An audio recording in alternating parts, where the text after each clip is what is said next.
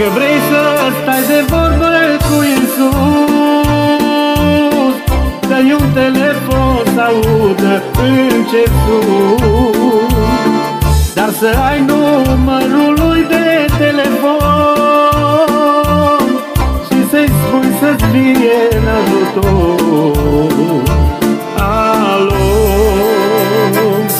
alo, alo, Iisus la telefon. Da, eu sunt, ce vrei să-ți fac? Să vii, Iisuse, în ajutorul meu. Alo,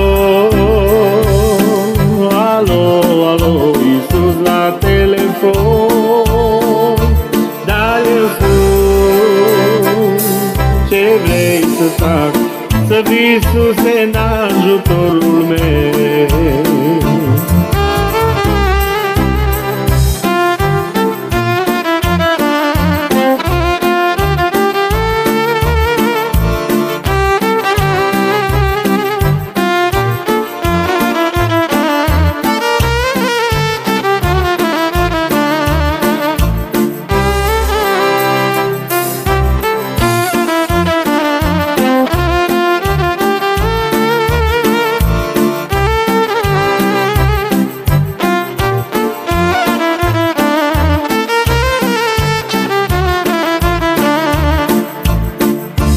De la mine Duhul Tău cel Sfânt, căci cu El comunic, Doamne, pe pământ, căci El este firul meu de telefon,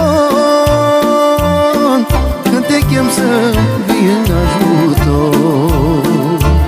Alo, alo, alo, Iisus la telefon. Da, eu sunt, ce vrei să-ți fac? Să vii, Iisus, în ajutorul meu.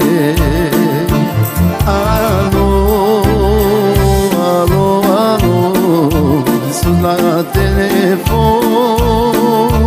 Da, eu sunt, ce vrei să-ți fac? Să vii, Iisus, în ajutorul meu.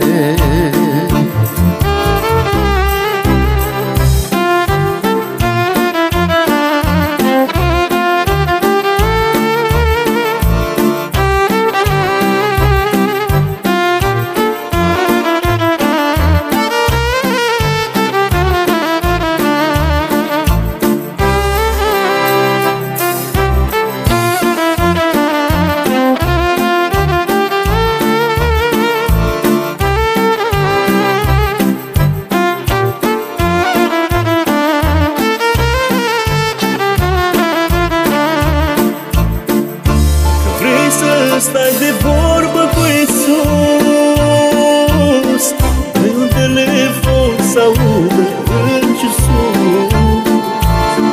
Iată numărul e 5015, iar El va răspunde dacă eu sunt aici. Alo, alo, alo, Iisus la telefon. Eu sunt, ce vrei să-ți fac? Să vii, Iisus, în ajutorul meu. Alo, alo, alo, Iisus la telefon. Da, eu sunt, ce vrei să-ți fac? Să vii, Iisus, în ajutorul meu.